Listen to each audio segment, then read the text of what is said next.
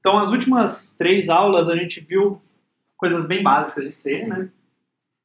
Hoje a gente vai ver uma coisa que é básica de C também, mas a gente já vai ver com um conteúdo um pouco de estrutura de dados, tá?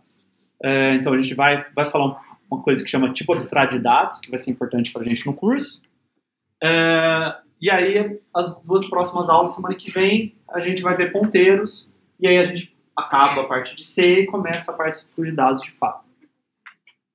Tá? Então, eu tenho um problema de exemplo aqui para motivar a aula. Imagina que eu tenho um conjunto de pontos no plano, digamos no R2, né? E eu quero calcular o centroide. Então, você me dá esses pontos, tá? E aí eu quero achar esse ponto aqui. Esse ponto é meio que o centro, a média desses pontos. Tá? Ele é a média em X e ele é a média em Y. Tá? E essa é a definição dele mesmo. Tá? A posição X dele é a média dos X, a posição Y dele é a média dos Y. Tá? Então, bom, não é um problema difícil, tá, de fazer, mas vai ser a motivação para a gente. Então, meu programa começa lá, eu incluo stdio.h, que eu vou ler e imprimir coisas, e eu defino esse max como 100, porque eu vou trabalhar, digamos, com até 100 pontos. Tá? E aí eu tenho o meu main, tá? E eu vou ler esses pontos todos aqui para calcular o centroide. Então eu vou ter um vetor das posições x dos pontos e um vetor y das posições y dos pontos. Tá? Estou usando double. Tá? Meus pontos estão sendo dados como números reais. Podia ser inteiros também, sei lá. Se eu só tivesse pontos inteiros, por algum motivo. Tá?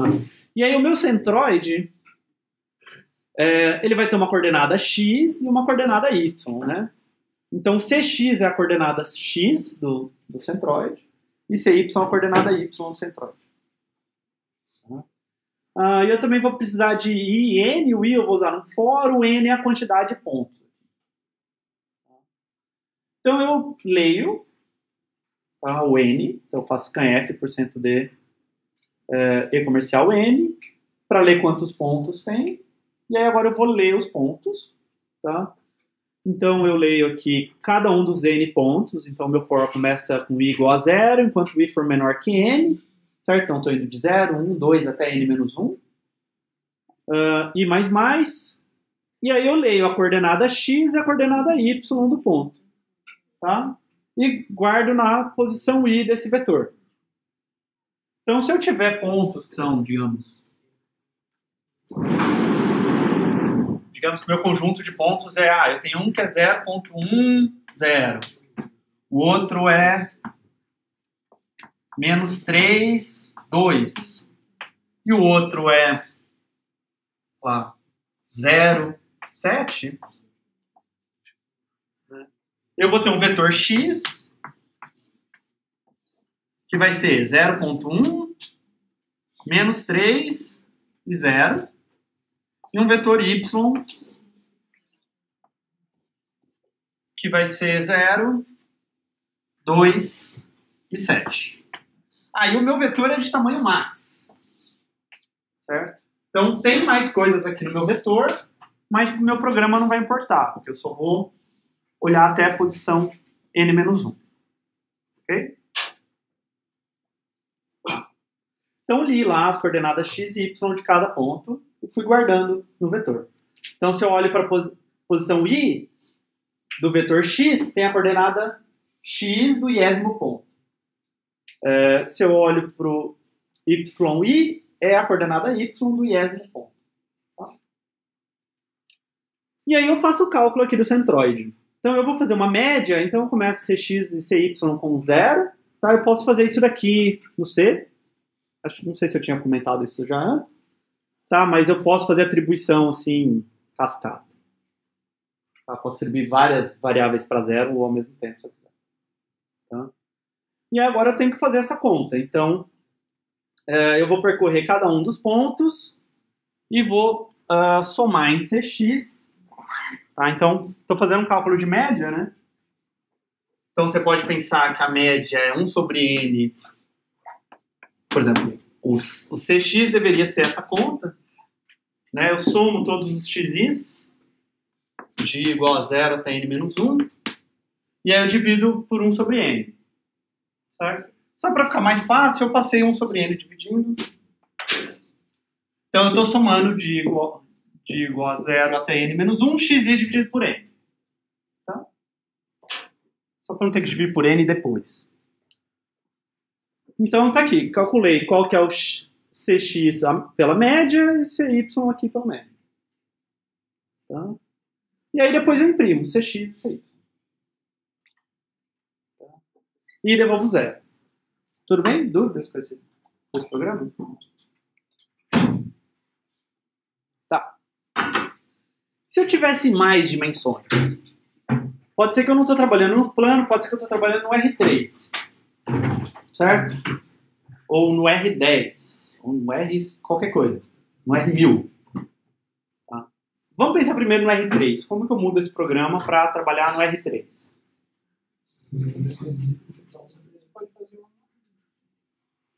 Posso fazer uma matriz, certo? Mas acho que alguém falou do Z. Certo? Então uma primeira intuição seria, eu posso criar o vetor Z, max, e fazer a mesma coisa que eu fiz com x e y, fazer com z, certo? Outra opção seria, eu vou fazer uma matriz, né? Então,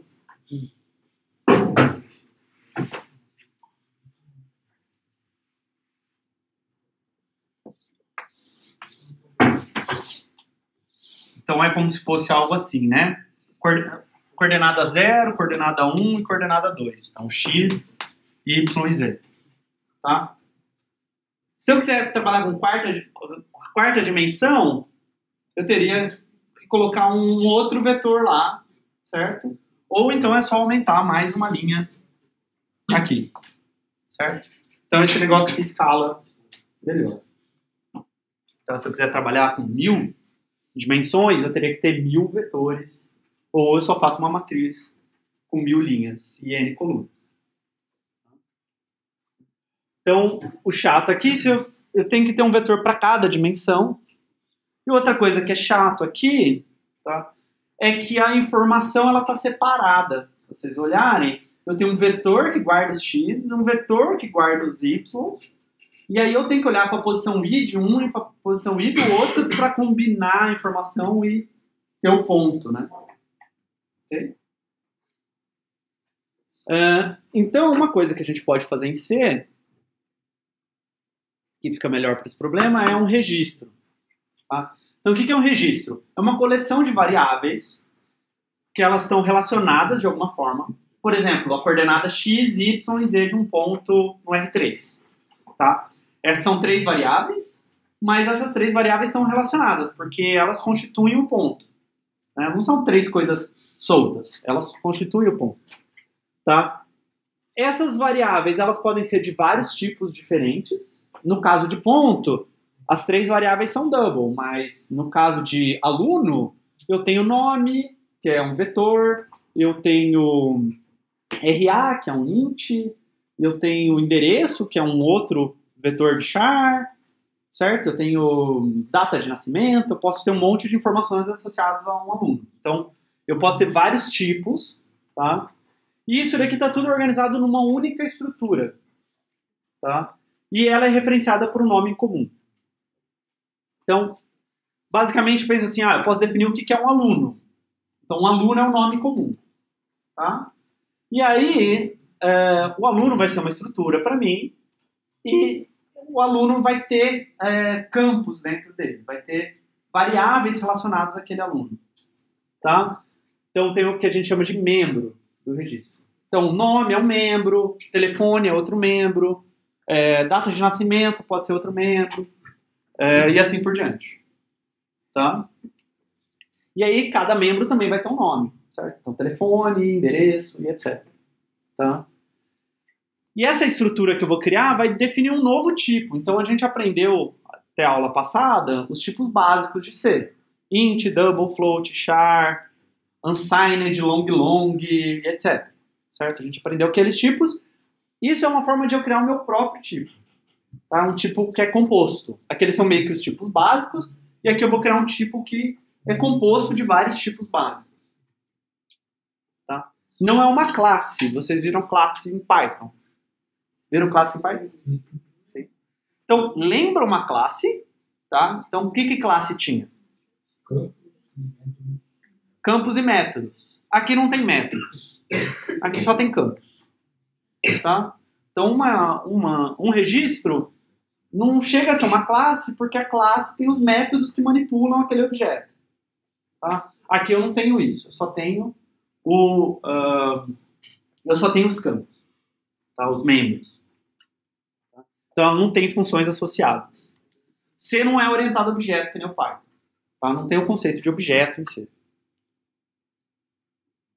C++, sim. C++ é uma extensão do C para ter orientação a objeto, mas o C puro não tem orientação a objeto. Tá? Então, como é que eu uso isso no C? Tá? Então, eu vou declarar uma estrutura. Uma estrutura, para mim, então, vai ser esse agrupamento de variáveis. Tá? Como se fosse uma classe, só que sem os métodos, só os campos da classe. Só os atributos. Tá? Então, eu faço alguma coisa nesse sentido aqui. Ó. Struct, um nome para mim, struct. E aí, eu abro chaves, e aí eu coloco o tipo do membro e o nome do membro. Tipo do membro, o nome do membro. E assim por diante. Tá? Depois eu fecho chaves e ponho um ponto e vírgula aqui. Tá? Então pode ser, por exemplo, struct aluno, aí aqui tem int idade.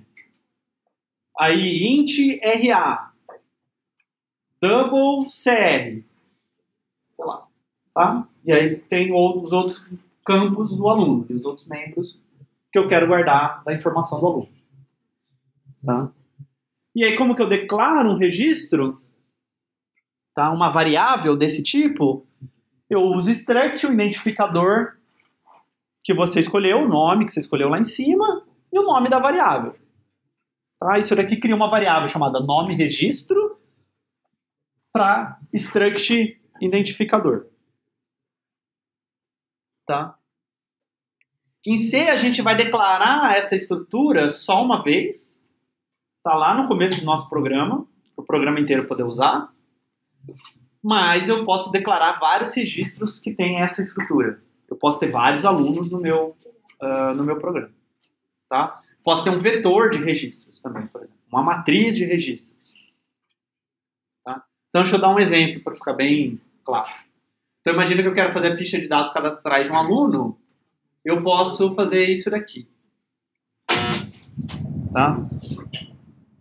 Então, ali eu tenho struct data, dia, mês e ano. Então, eu agrupei dia e mês e ano, 3 ints diferentes, numa estrutura só. Então, sempre que eu quiser falar de data, eu não preciso passar o dia, o mês e o ano com 3 variáveis separadas. Certo? Basta eu ter uma data. Uma data já é composta por 3 informações. Dia, mês e ano, as 3 do tipo int. Tá? E aí a ficha do aluno, tá? Então eu tenho uma struct, ficha aluno, e aí tem alguns campos, podiam ter mais. Tá? Então eu tenho um RA que é inteiro, um telefone que é inteiro, que eu não sei se é uma boa ideia, um nome, que é uma string de tamanho 30, certo? Um endereço, que é uma string de tamanho 100, e uma struct data, que é o nascimento, que é a data de nascimento do aluno. Tá? Sim. Tem como colocar, tipo, sendo o tipo da struct que eu estou definindo? Não. Não dá pra... Você não pode ter essa definição recursiva. Tá? Eu não posso... A struct não pode ter ela mesma dentro dela. Tá? Porque ela pode ter um ponteiro para ela. Depois a gente vai ver isso. Mas ela mesma não dá. Tá? Então eu posso ter estruturas alinhadas. Tá? Então eu posso ter uma struct dentro de outra struct. Eu posso ter vetores dentro de uma struct. Tá? Eu posso ter tipos básicos dentro da struct. Eu não posso ter ficha aluno dentro de ficha aluno. Sim. Ali no último, quando você foi declarar nascimento, na verdade, o nome da variável é nascimento, ela é do tipo data. Ela é do tipo struct data. O tipo dela é struct data, tá? E o nome da variável é nascimento. Então, toda vez que eu for declarar uma variável do tipo struct data, tem que ser struct data. Isso, a gente vai ver como melhorar isso, mas a priori sim. Tá? Eu teria que sempre falar struct e o nome da struct, e aí o nome da variável que eu quero para aquela struct. Tá? Então eu posso escrever algo do tipo assim. Por exemplo, struct data, sei lá, dia 1, dia 2 e dia 3. Tá? Então eu criei 3 variáveis do tipo struct data. Okay? O tipo da variável é tudo isso aqui. Ok? Ficou claro? Tá? Então eu posso ter matriz aqui dentro, posso ter vetor, vou poder ter ponteiro, vocês vão ver na aula que vem sobre ponteiros, eu posso ter ponteiro dentro de struct, a gente vai usar muito ponteiro dentro de struct no curso. Tá? E assim por diante. Posso ter várias structs. Podia ter data nascimento e ingresso. Tá? Posso querer guardar duas datas diferentes para o aluno. Tudo bem? A outra coisa, aqui é só para ficar claro, mas ali dentro é como se você estivesse declarando variável. Então você pode escrever struct data int dia mês, ano.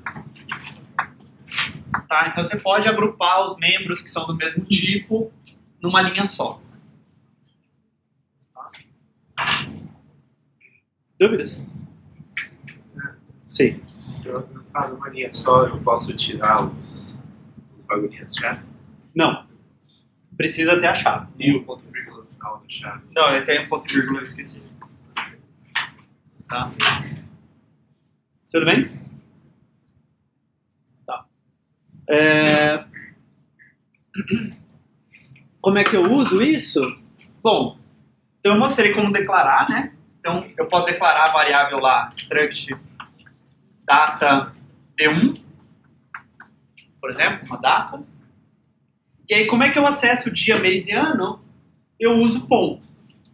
Tá? Então se eu fizer D1.dia, eu estou acessando o membro dia desse registro, tá? Dessa estrutura. Ok? Aí D1.mês, D1.ano, tá? Então, por exemplo, se eu quiser imprimir o nome de um aluno, eu tenho lá uma struct ficha aluno e o cara chama, minha variável chama aluno. Tá? Em algum momento eu vou lá e escrevo printf aluno %s barra n aluno.nome. Eu peguei o nome desse aluno. Ok? Tá? Ah, e se eu quiser imprimir o aniversário? O aniversário dele, o membro é o nascimento lá, que é uma struct data, e só a struct eu não sei imprimir, o que eu sei imprimir são os ints que estão dentro dessa struct. Tá? Continuo usando ponto. Então eu quero imprimir o dia e o mês do aniversário dele. Então, aluno.nascimento pega a struct, certo? O registro. Struct é a estrutura, né? Pega o registro do nascimento dele. Aí, ponto dia, pega o dia do nascimento dele. Ponto mês, pega o mês do nascimento dele. Ok? Posso ir colocando quantos pontos eu precisar, dependendo de quantas estruturas eu tiver alinhado. Em geral, a gente não tem 10 níveis de alinhamento de estrutura, né? Tá? Mas, a priori, eu posso ir colocando pontos para ir acessando conforme preciso. Tudo bem? Dúvidas? Tá. Ah, e se eu quiser copiar um aluno? Copiar um aluno, o aluno tem nome, tem RA, tem telefone, tem a data de nascimento, certo? Então eu poderia copiar cada uma dessas informações. Vou lá, copio o nome, eu preciso usar aquela função strcpy, que copia a string de um lugar para o outro. Quero copiar a data de nascimento, vou ter que copiar o dia, o mês, o ano do nascimento, etc. Tá? Mas esse não é o jeito fácil de fazer. O jeito fácil é simplesmente fazer... eu quero copiar o aluno 2 para cima do aluno 1, eu só atribuo. Tá? O C sabe que ele tem que pegar todos os bits que estão representando esse aluno e copiar aqui para cima. Tá? Então ele automaticamente vai copiar todos os membros para cá. É muito mais simples do que você ficar copiando campo a campo. Tá? Porque no fim das contas, uma struct é algo do tipo, o que é para ser a struct data? Bom, pega 4 bytes, mais 4 bytes, mais 4 bytes, certo? Porque o int tem tamanho 4 bytes. Tá? Então, para o C, essa data é 12 bytes, certo? Que estão numa certa ordem. E aí ele sabe que se você acessar dia, ele tem que vir aqui, mês ele tem que vir aqui e ano ele tem que vir aqui. Tá? E se eu colocasse um outro campo que é uma string de 20 bytes, tá bom, ele sabe que ele coloca mais 20 bytes aqui, e assim por diante. Então a estrutura é um blocão de bytes, tá? Assim como int são 4 bytes juntos, a struct é um blocão de bytes todos juntos. Então ele só pega aqueles bytes e joga de um lado para o outro quando ele faz a cópia. Ok? Dúvidas? Sim. Hã? Ele clonou ou ele só... Ele copiou. Não é a mesma referência. Se você fosse pensar em Python, você pensaria assim, agora aluno 1 e aluno 2 apontam para o mesmo aluno. Se eu mudar esse, eu mudei aquele. Não. Ele copiou todos esses bytes para cá. Se eu mudar o nome desse aluno, eu não mudo o nome desse aluno. Depois a gente vai aprender a fazer referência, que isso aí vai acontecer.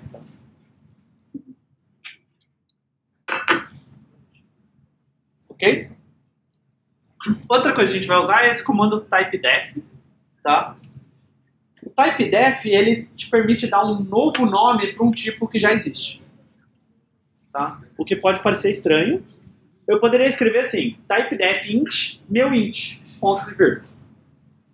Bom, int não deixou de existir, tá? Mas agora existe um tipo novo, que chama meu int, que na verdade é o int. Tá?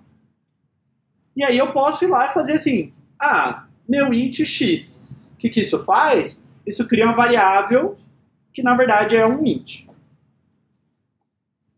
Pode parecer que não serve para nada isso, né? É só graça. Tá? O int continua existindo. Eu vou falar duas coisas úteis. Tá? Primeiro, a gente usa o typedef para dar nome para struct. Tá? Então eu faço alguma coisa do tipo, antes eu tinha falado para vocês, struct identificador, tipo 1, membro 1, tipo 2, membro 2, tipo n, membro n, certo? Agora eu coloco o typedef antes, tá? E aqui, antes do ponto e vírgula, eu coloco um nome. Tá? Então, ao invés de eu ter que declarar uma variável var como struct identificador, agora eu posso escrever só novo nome var. Tá? Então, ao invés de toda hora eu ficar escrevendo struct nascimento, nascimento não, desculpa, data. Tá? Se eu fizer dessa forma, toda hora que eu quiser uma data, eu vou ter que escrever struct data.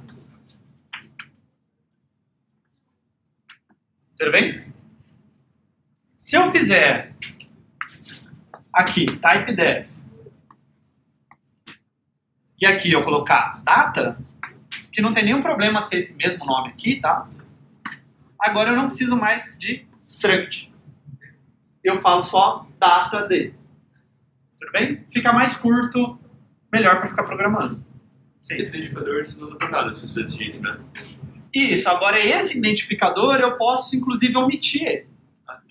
Posso. Eu posso colocar struct, nada, que é tipo uma struct que não tem nome. Tá? E aí depois eu dou um nome para ela. Você deixou fazer isso. Então se eu quiser inclusive apagar o data, tá? Mas não se preocupe muito com isso, as structs que a gente vai usar eu vou precisar desse nome. Por causa de ponteiro. Tá? Depois eu explico isso mais pra frente. Depois que eu falar de ponteiro. Tá? Tudo bem? Sim. Então você pode omitir aquele primeiro data. Sim. Mas no caso a gente não vai, porque mais pra frente vai ser necessário. Tá. Então, aqui nesse caso eu posso omitir. Porque eu não vou usar a struct data aqui dentro. Quando a gente aprender ponteiro, eu vou querer colocar um ponteiro para uma struct data aqui dentro. E aí eu preciso desse nome. Então, por enquanto, quer dizer, se vocês quiserem, é um detalhe. Se vocês não colocarem, não vai ter problema por enquanto, mas depois, mais pra frente, a gente vai precisar pôr. Então, se você quiser pensar que sempre tem que pôr um nome aqui, tudo bem. Tá? Ok, então o typedef vai ser útil pra gente para isso. E só de curiosidade, parece imbecil falar lá, meu int x, mas o que às vezes a gente faz é o seguinte, eu declaro, faço lá, typedef int meu int. E aí eu programo tudo usando meu int. Tá? Aí eu decido que meu programa está gastando muita memória. Que meu int não devia ser de 32 bits, devia ser de 16 bits. Eu não tenho que mudar todo o meu programa de int para short. Eu só vou naquela linha e mudo, né? Mudo typedef int meu int para typedef short meu int. Então de vez em quando isso é usado, tá? Em casos específicos. Que você quer, falar assim, eu estou usando o meu int, que é um int que eu vou ter controle de quantos bits ele tem, alguma coisa assim. Tá? A gente não vai precisar disso no curso, só um detalhe, uma curiosidade. Mas isso daqui eu vou usar bastante, tá? Então, em geral, sempre que eu for escrever uma struct, eu vou ter um typedef no começo. Dúvidas? Então, vamos melhorar o nosso programa lá, tá? Então, eu estou revisitando o Centroid. Então, agora eu vou definir o ponto. Tá? Então, typedef struct ponto, double x e y. Tá? Então, x e y são as coordenadas, ponto. Tá? Então, defini uma struct, vou chamar ela de ponto e ela tem campo xy. Tá? Agora, bom, o que o programa tinha que fazer? Ler uma quantidade de pontos, né? E calcular o centroide. Então eu vou ter um vetor V de pontos, ok? Assim como eu faço um vetor de inteiros, um vetor de char, um vetor de double, eu faço um vetor de pontos. Tá? E um centroide, que não é um vetor, ele é só uma variável, só um ponto. Bom, aí eu continuo lendo lá o número de pontos, n. Agora eu leio cada um dos pontos, certo? Então o ponto VI, eu vou ler a posição x dele, o membro x dele e o membro y dele, né? Coordenada x, coordenada y. Ok? Então VI é um ponto, VI ponto x é a coordenada x do ponto VI. E aí eu estou lendo ela no scanf. Ok? Aí centroid.x igual a 0, centroid y igual a 0. Podia ter colocado numa linha só. Acho que eu não coloquei porque estourava ali. Não sei. Tá? E aí eu calculo o centroid. Tá? Então, eu tenho que fazer aquele cálculo da média, né? Então eu olho para a coordenada x do ponto VI, divido por n e somo aqui no centroid.x. Mesma coisa para o y. Tá? E aí eu imprimo centroid.x e centroid.y ali e meu programa termina. Dúvidas? Muito rápido. Tá?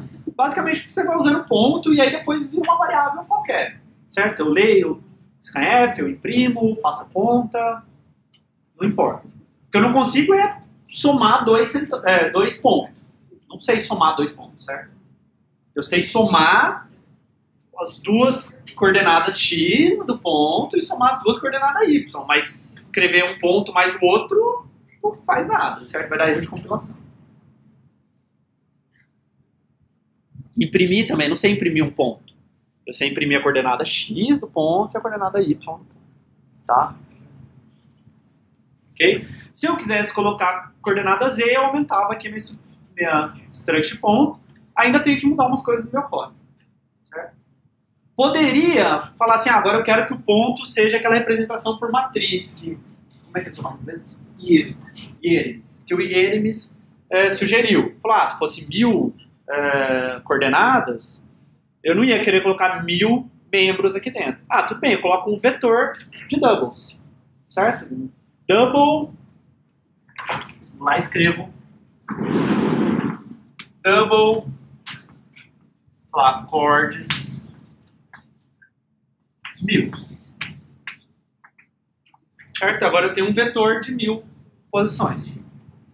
Tá? Então tem um ponto que tem 1000 coordenadas. Tá? E aí eu posso acessar, por exemplo, ponto P, coordes 3. A quarta coordenada desse ponto. Tá? Então eu posso ter vetores que são elementos da minha struct, são membros da minha struct. De novo, eu acesso com ponto e aí eu acesso a posição do vetor. Tudo bem? Tá. Ainda dá para melhorar esse código, tá? Mas eu vou trocar um pouco de problema. Então, digamos que eu vou fazer um programa que lida com números complexos.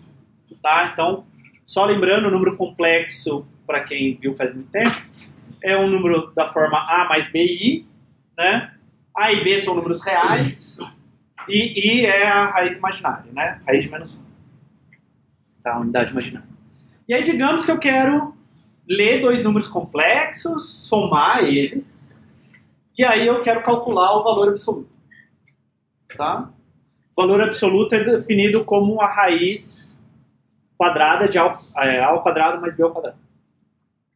Tá? É basicamente o tamanho do vetor, né?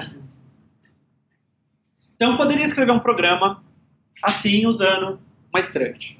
Tá?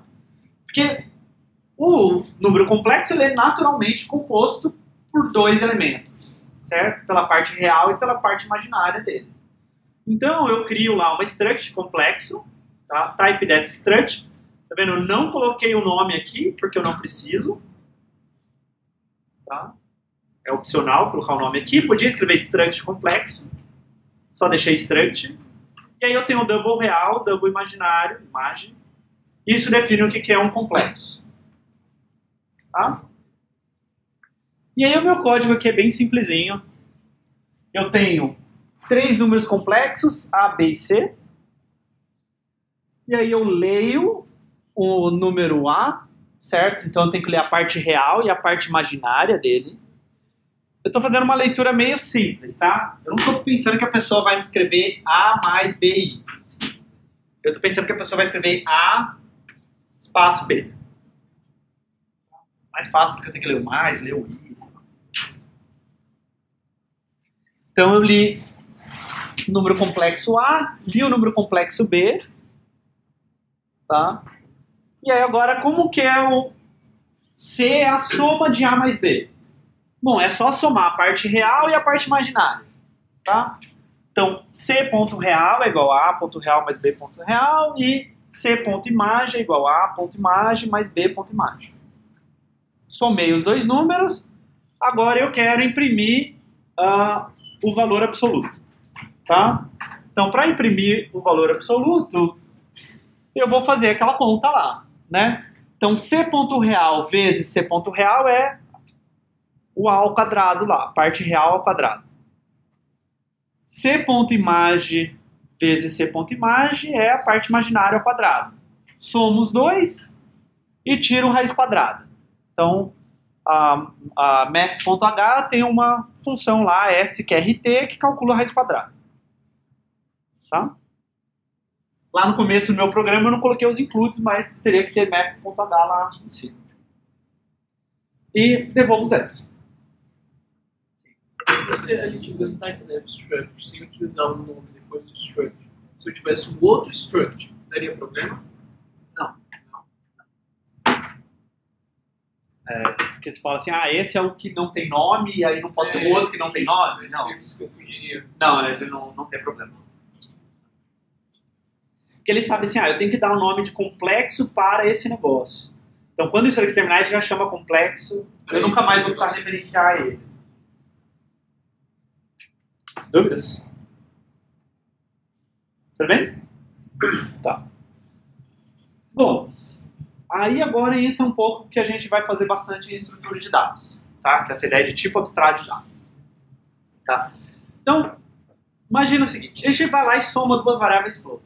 Deu bastante trabalho somar dois números complexos, certo? Tem que escrever duas linhas, acessar os campos, tem que saber que você implementou aqui com um campo real e um campo imagem, eu tenho que saber o nome desses campos, eu tenho que saber um monte de informação para lidar com esses números, certo? Mas, quando a gente está lidando com float, eu somo duas variáveis floats e eu não me preocupo como essa operação é feita. Eu só vou lá e escrevo x mais y, sei lá, escrevo z é igual a x mais y e sei lá como é feita essa soma. Vocês sabem somar x com y? Duas variáveis float?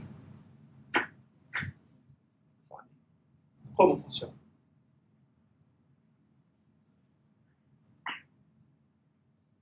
Como que uma variável float é representada? Zeros e 1. De que forma? Então, a gente não se preocupa com isso, certo? Porque isso está pronto pra gente. Tá? Então, internamente, o float é representado por um número binário, porque o computador só funciona com o número binário. Né?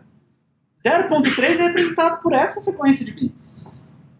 Você acha que eu sei isso de cor?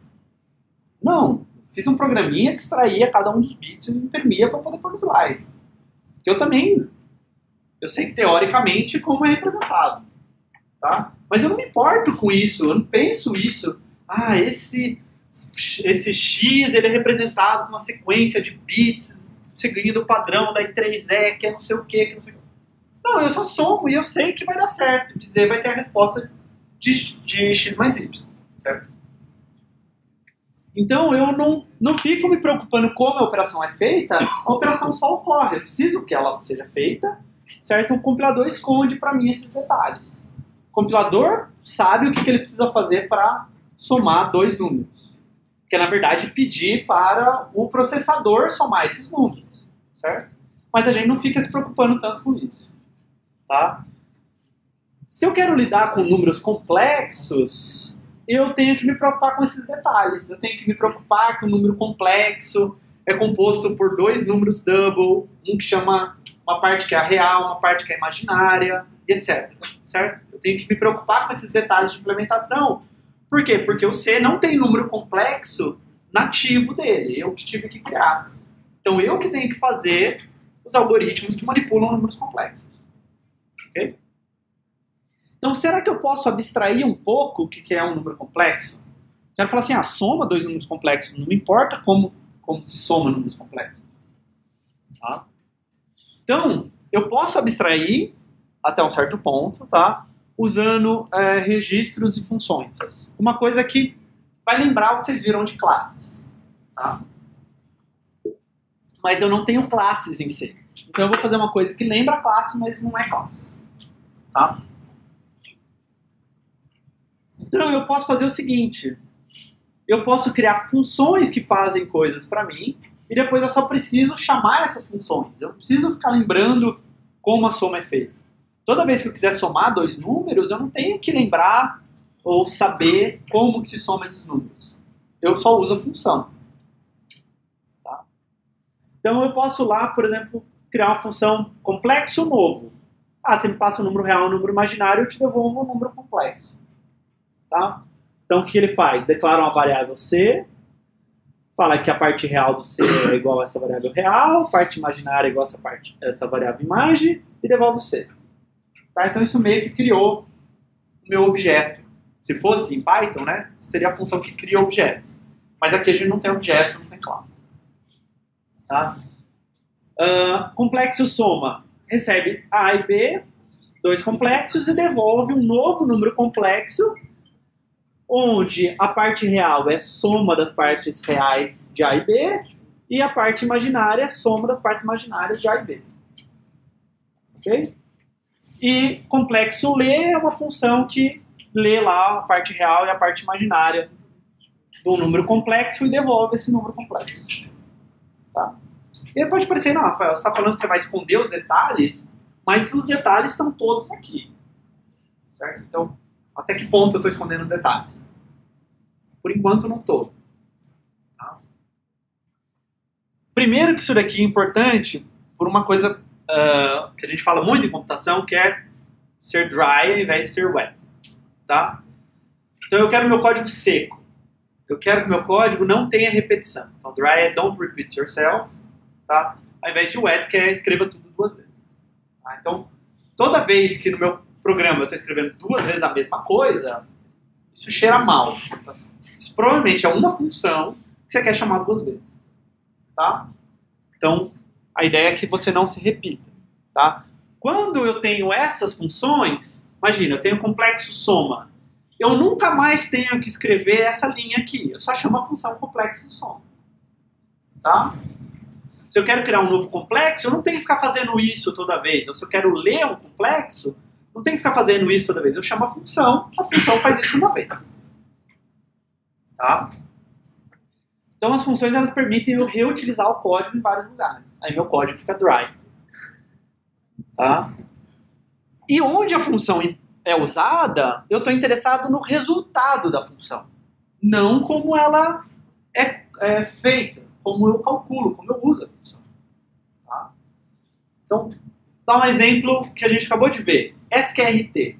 Como que eu calculo raiz quadrada de um número? Ninguém sabe. A gente viu lá na aula, na segunda aula, uma forma de calcular raiz quadrada, certo? Existem outras. Qual é usada no C? Não sei, teria que tentar descobrir. Importa? Não, importa que eu chame a função SQRT e me dê a raiz quadrada, certo? Importa que eu passe x e me devolva a raiz quadrada de x. Não importa como esse cálculo é realizado, certo? Você está preocupado com o resultado da função. Todo lugar no meu código onde usar SQRT, eu quero raiz quadrada do número. Não, sei lá, você calculou por magia negra. Não interessa, certo? Eu quero o resultado só. Então, todo lugar que eu quiser ler um número complexo, eu quero que o número complexo seja lido. Ok? Tá? Então, a ideia é, a função importante dela é o resultado, não como o resultado obtido. Tá? Eu preciso que o resultado seja certo. Não posso pedir para somar 2 números e ele multiplicar os 2 números ao invés de somar. Certo? Aí essa função está errada. Ela não faz o que ela deveria fazer. Tá? Mas como soma, não me importa. Tá? Então eu posso, para complexos, definir um monte de funções. Eu poderia ir lá e fazer complexo novo, que a gente já viu, complexo soma, que a gente já viu. Complexo absoluto recebe um número complexo e devolve um double, certo? Valor absoluto, que eu acabei de falar para vocês lá, raiz quadrada de A ao quadrado mais B ao quadrado. Então devolve isso. Complexo lê, não recebe nada e devolve o complexo que foi lido. Complexo imprime, recebe um complexo A, imprime ele de alguma forma e não devolve nada.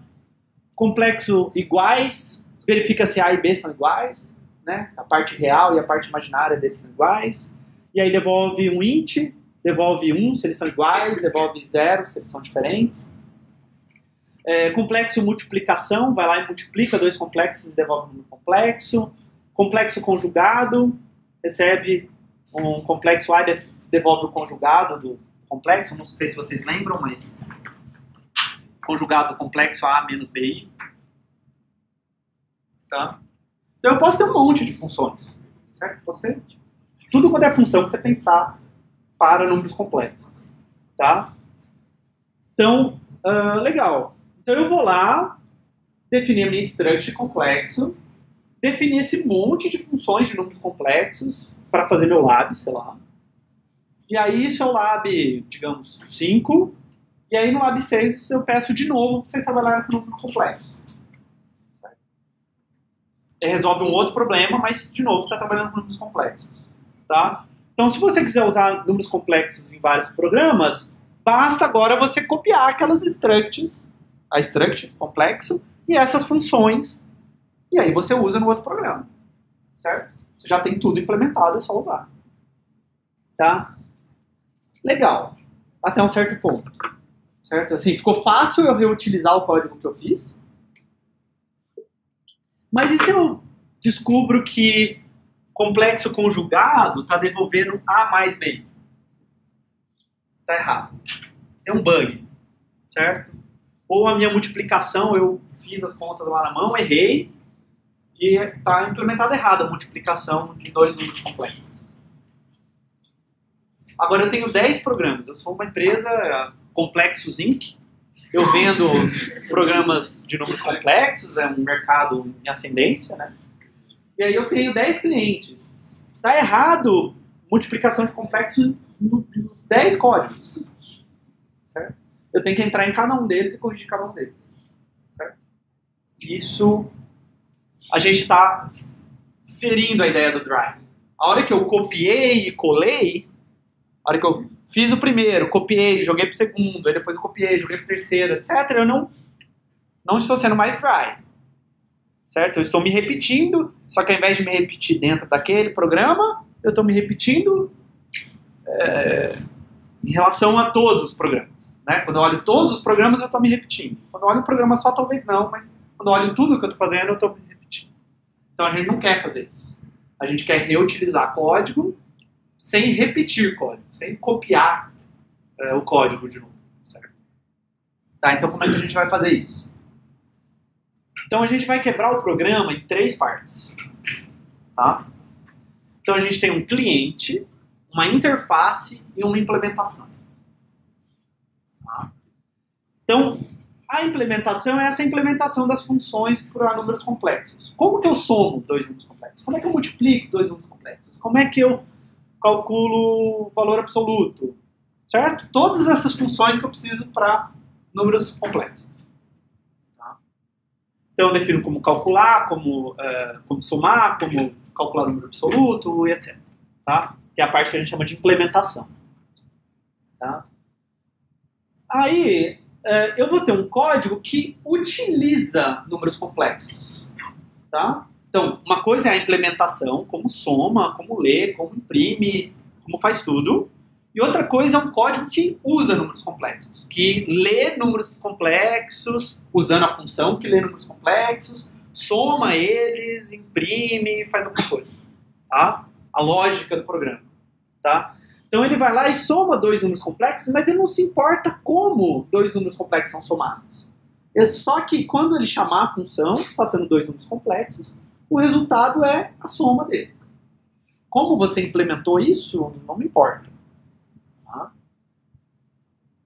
Quero o valor absoluto. Não me importa como você fez. Você usou o SQRT da math.h, ou você implementou o seu próprio SQRT, não interessa. O que me interessa é que, quando eu chamar a função, você me dê o valor absoluto daquele número. Tá?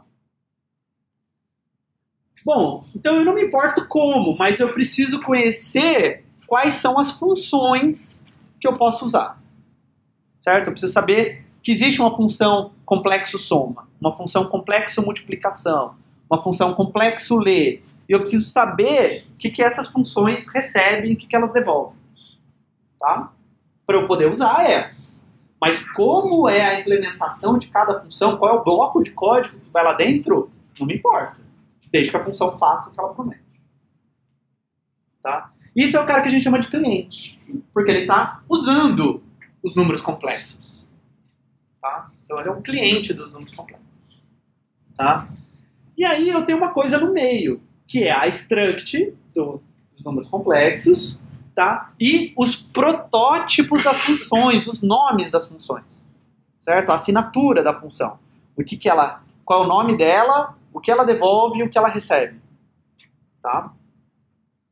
Porque isso daqui vai definir o que o cliente pode fazer. Tá? E define também o que eu tenho que implementar. Porque eu estou prometendo que existem aquelas funções. Eu só estou dando o nome delas, mas depois ela precisa existir em algum lugar. A lógica dela tem que estar em algum lugar. Tá? Isso que a gente chama de interface. Tá? Então, o cliente se comunica com a implementação através da interface. Ele não sabe qual é a implementação, ele não liga para qual é a implementação. O que ele precisa ele tem uma interface, são as coisas que ele pode fazer, e ele tem a garantia que existe a implementação para o que está na interface. E aí o legal é isso, a interface e a implementação elas podem ser reutilizadas em outros programas. O mesmo arquivo. Então a gente vai aprender a fazer isso. Eu faço um arquivo que é o cliente, um arquivo que é a interface, um arquivo que é a implementação. Se eu preciso usar números complexos de novo, eu pego a interface e a implementação e coloco no projeto. Tá? É daí que vem o conceito de biblioteca. A biblioteca é uma coisa que tem uma interface e tem uma implementação. E quando você usa math.h, ou como imprime? Como que stdio, como que o printf funciona? Alguém sabe? Não importa. Importa que eu chamo aquela função e o resultado sai no terminal, certo? Então, eu tenho uma interface, que é o stdio.h, eu leio lá o manual, vejo que tem essa função printf, que recebe esses parâmetros, eu uso e o negócio acontece. Qual que é a implementação? Dane-se. Tá? Então, o tipo abstrato de dados é essa... a gente vai construir eles a partir dessa ideia. Tá? Então, o que é um tipo abstrato de dados? Então, a gente viu tipos concretos de dados, certo? O int é um tipo de dado, representa números inteiros de 32 bits. Tá? O double é um tipo, o char é um tipo, certo? Todas essas coisas são tipos. O que é um tipo abstrato de dados? É algum conjunto de valores, por exemplo, números complexos. Números complexos são pares de números reais. Tá? E que são associados a um conjunto de operações permitidas. O que eu posso fazer com números complexos? Posso somar, posso multiplicar, posso subtrair, posso imprimir, posso ler, e etc. Tá? Então eles vão ter a interface, que é o conjunto de operações que eu posso fazer nesse tipo abstrato de dados. Tá? Então ele diz qual que é os nomes das funções, as convenções de cada função, o que cada função recebe. Tá? Aí eu vou ter a implementação, que é o conjunto de algoritmos que realiza essas operações. Tá? Então, como eu manipulo os complexos. Tá? E aí a implementação ela deveria ser o único lugar que eu acesso membros da minha struct. Tá? Porque é ali onde eu estou preocupado como um número complexo é de fato internamente. Ok? E aí eu tenho o cliente que utiliza ou chama essa operação. Tá? E ele nunca deveria acessar a variável diretamente. O cliente nunca deveria, teoricamente, acessar o membro real do número complexo. Porque quem deveria fazer isso são as funções do número complexo, que sabem como é uma implementação de um número complexo. Tá? Então, em C, a gente faz uma struct, tá? E para definir esse tipo abstrato de dados. E a interface é os protótipos das funções que manipulam essa struct. Tá? E a ideia é que eu só manipulo a struct pelas funções. Então, vocês que viram classes, essa era aquela ideia, né? Eu tinha os atributos da classe, né? Do objeto, e os métodos do objeto, os métodos da classe, certo? E eu manipulava os atributos do objeto só pelos métodos dele. Vocês chegaram a ver isso? Né? Eu não deveria ir lá e modificar o atributo daquele objeto eu mesmo. Eu deveria chamar uma função que altera aqueles atributos. Vocês vão ver muito isso em programação orientada a objeto. Tá? 3.2.2. Tá, então como a gente faz isso de fato? Como é que a gente programa isso? Tá? Então eu vou lá e crio um arquivo complexos.h que tem a struct, tá? E tem os protótipos da função. Então eu venho aqui, coloco a struct, tá? Então typedef, struct, double real, double imaginário complexo. Defini essa struct. E agora eu defino todas as funções que eu vou oferecer para o cliente. Tá? Então aqui tem algumas. Novo, soma, absoluto, lei, imprime, iguais, multiplicação e conjugado. Podia ter um monte e outras mais. Tá? Em geral, eu coloco também comentários para cada uma delas, dizendo o que cada uma delas faz. Aqui talvez seja meio óbvio, né? Complexo multiplicação recebe complexo A, complexo B, devolve um complexo, você espera que ele multiplique A por B e devolve o resultado. Né? Mas podia ter complexo faz. E aí, se não tiver uma documentação, não sei o que faz. Tá? Então esse é o complexo.h. Note que aqui não tem lógica, não tem bloco de código, não tem if, não tem while, não tem nada. Não tem variável, certo? Isso daqui só diz o que é um número complexo e as funções que você pode usar para manipular ele. Tá? Agora, a implementação, eu vou ter que dizer, de fato, como essas funções funcionam. Tá? Então, eu tenho um arquivo complexos.c, lá era um complexos.h, agora é um complexos.c. Tá? Que tem as implementações. Então, o que eu coloco aqui dentro? Bom, primeiro eu vou querer incluir complexos.h. Por quê? Porque eu quero o nome daquela struct lá. Eu quero aquela struct, certo? Definida no meu código. Tá? Então eu incluo complexo.h. Por que as aspas? Ideia?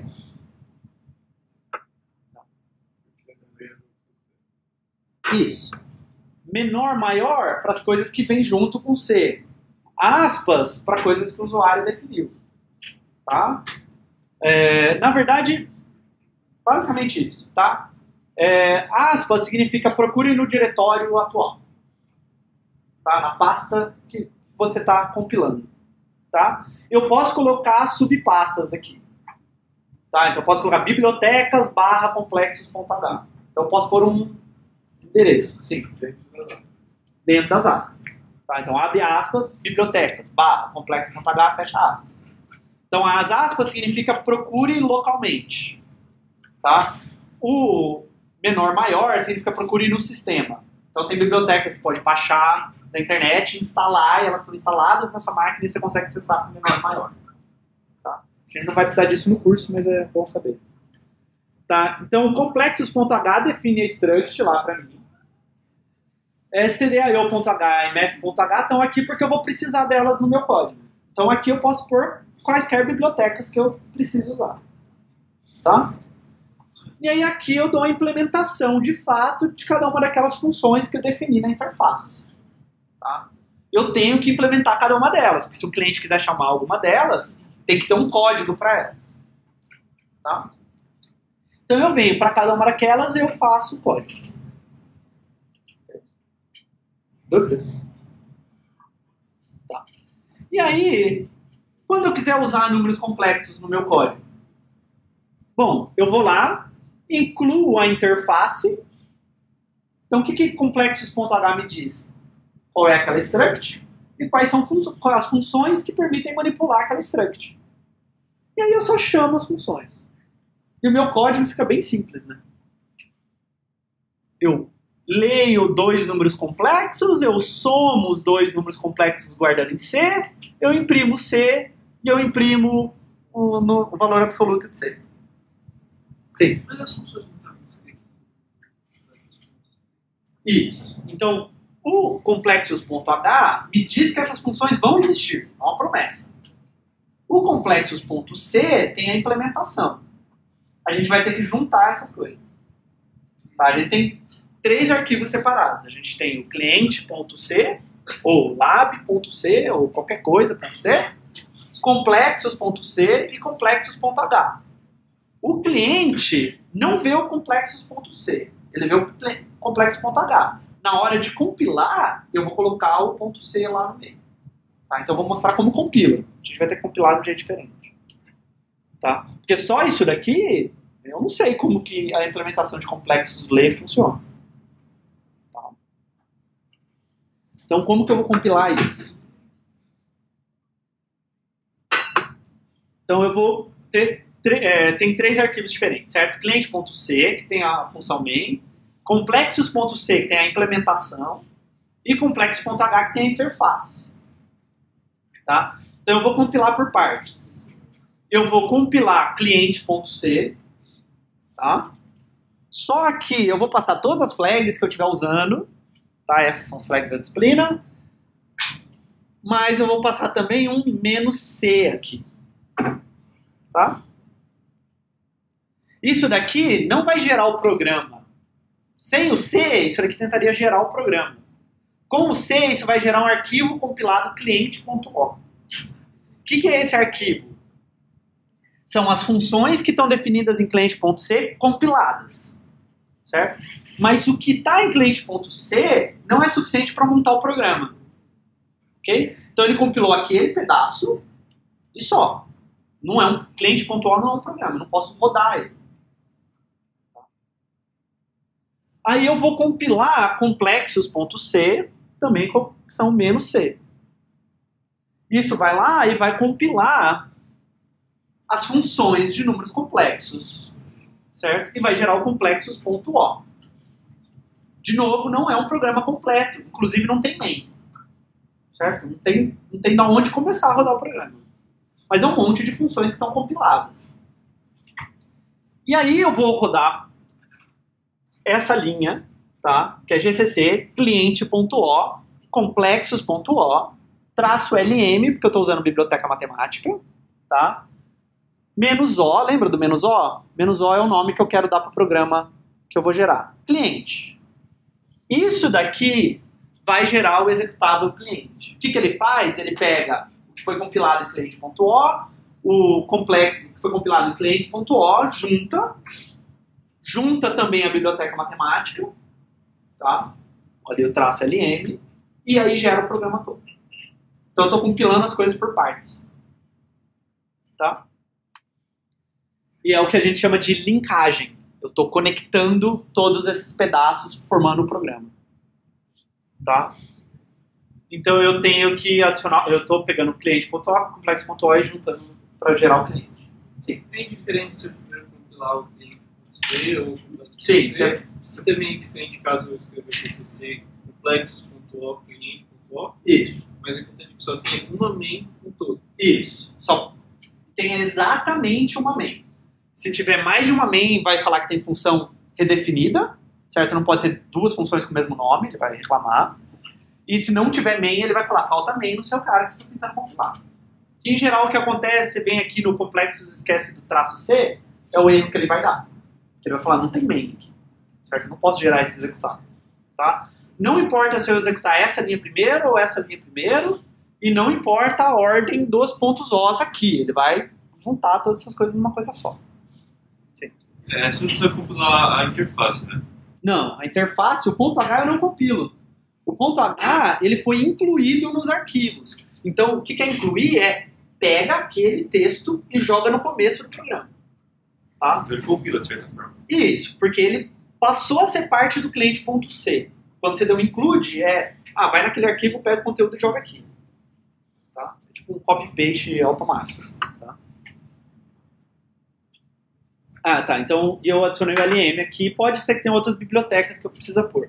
stdio, stdlib, outras que a gente vai usar, não preciso pôr. Tá? Das que a gente vai usar, só biblioteca matemática que eu preciso -lm. Mas, sei lá, se eu baixar uma biblioteca para fazer jogos, talvez você vai ver lá no manual da biblioteca que você tem que linkar ela aqui de alguma forma. Tá? Então tem bibliotecas que precisam ser linkadas, tem bibliotecas que não. O seu em complexo.c só incluiu o complexo.h? Sim.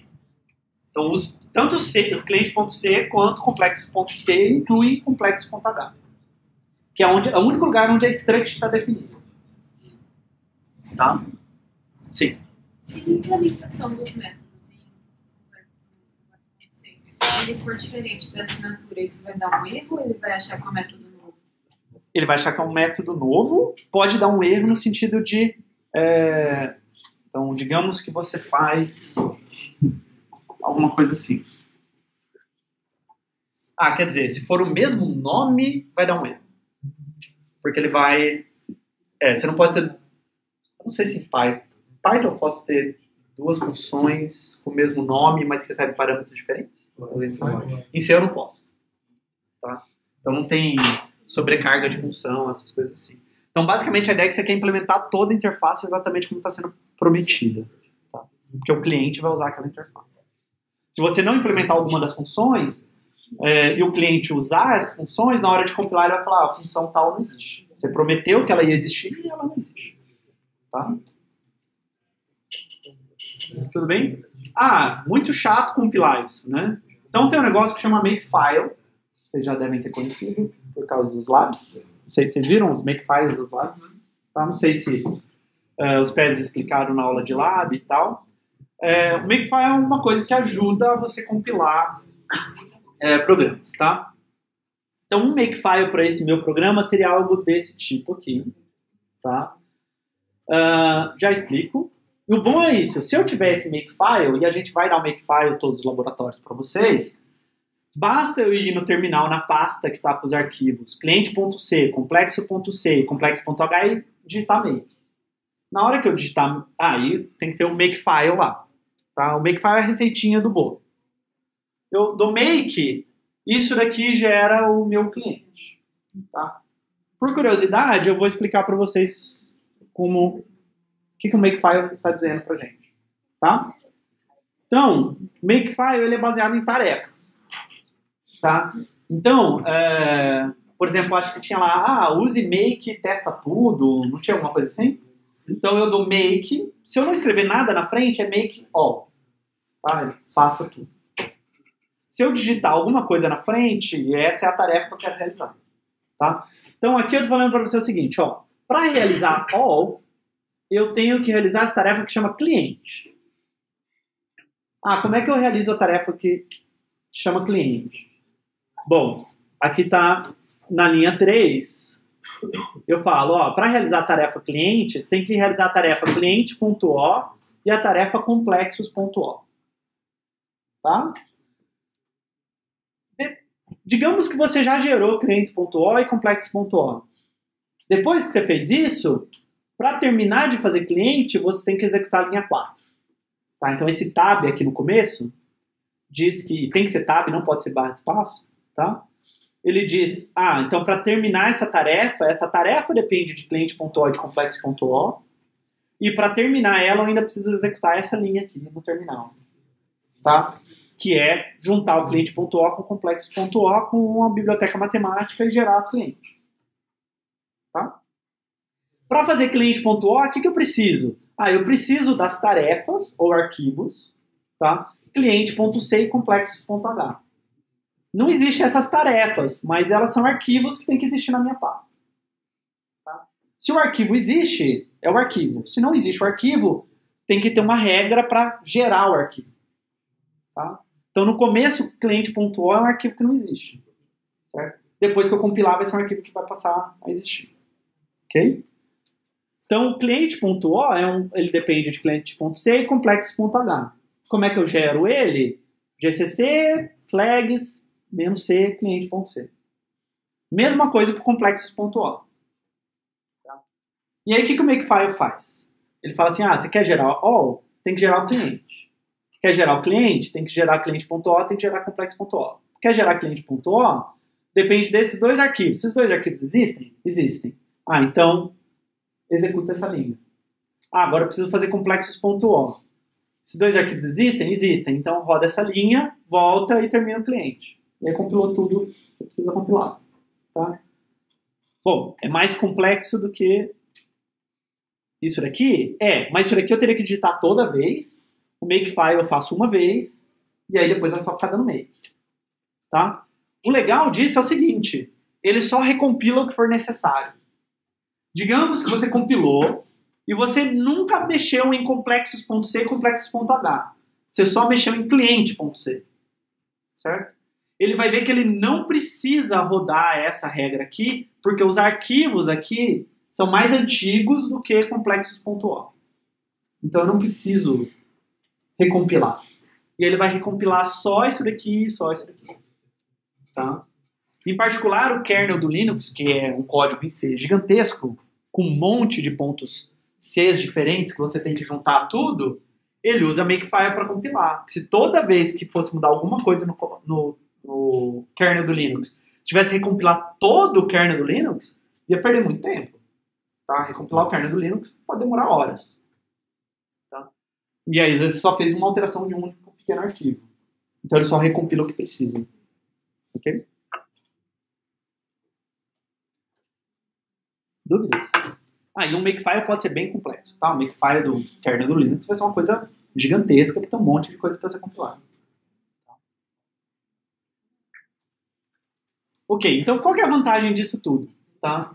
A vantagem é que eu posso reutilizar o mesmo código em vários programas. Tá?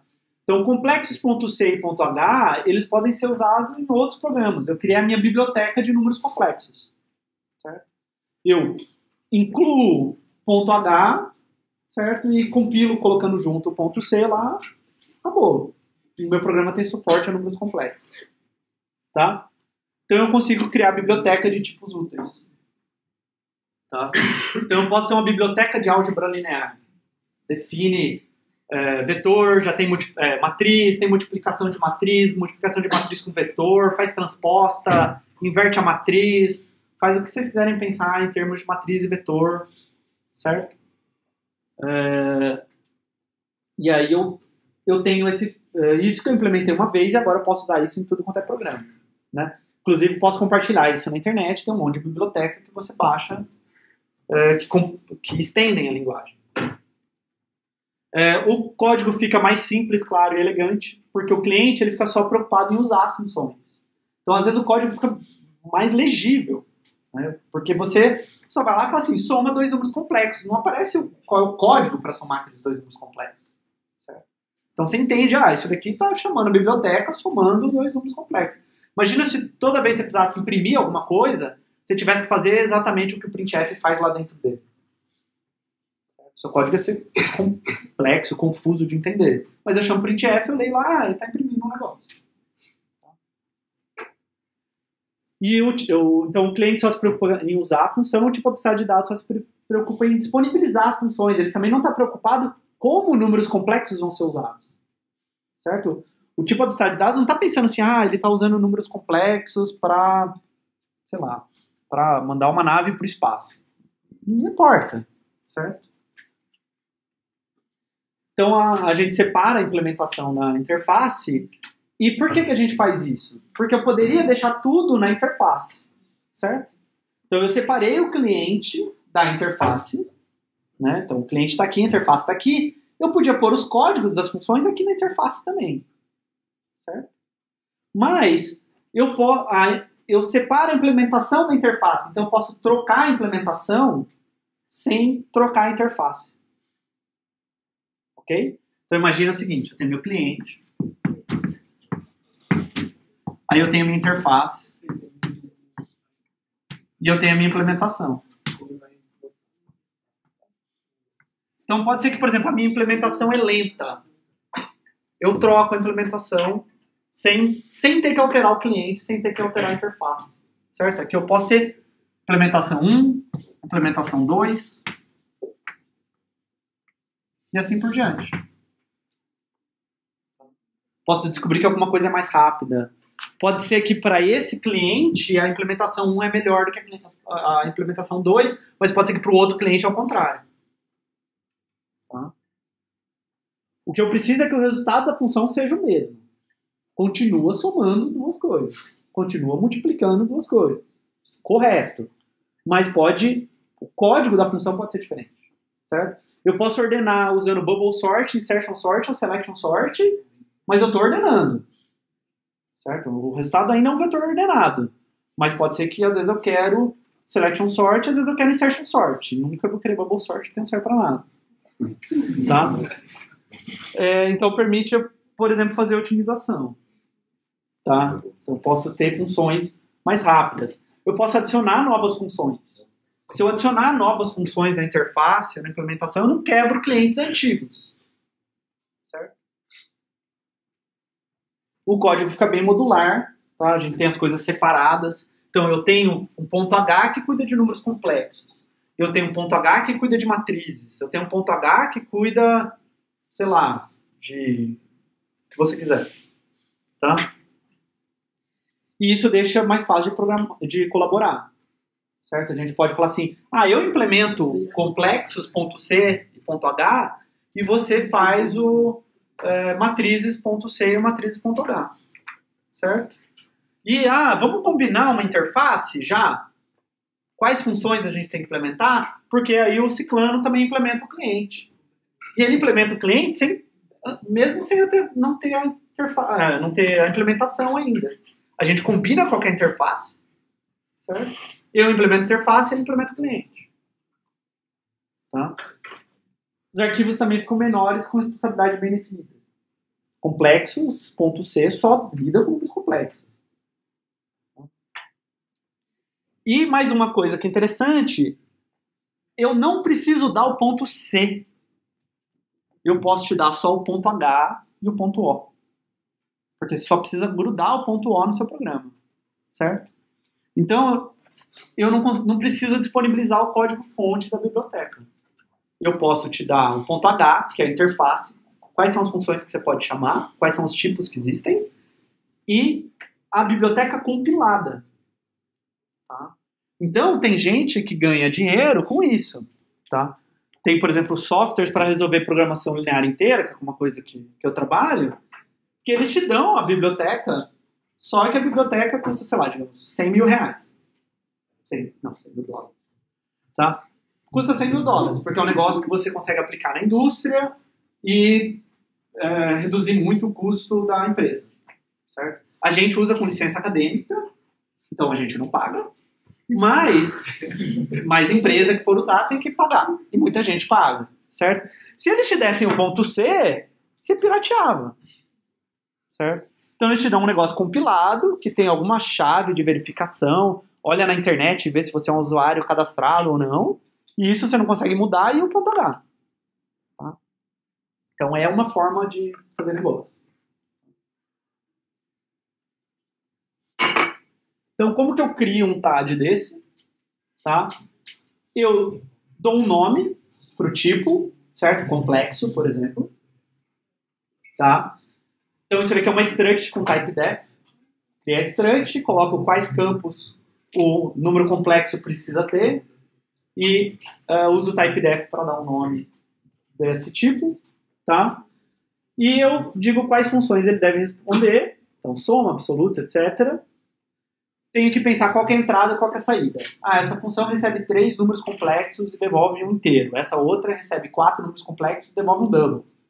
Sei lá, tá? E eu tenho que saber também qual que é o resultado esperado. Eu espero que essa função some esses 2 números complexos, tá?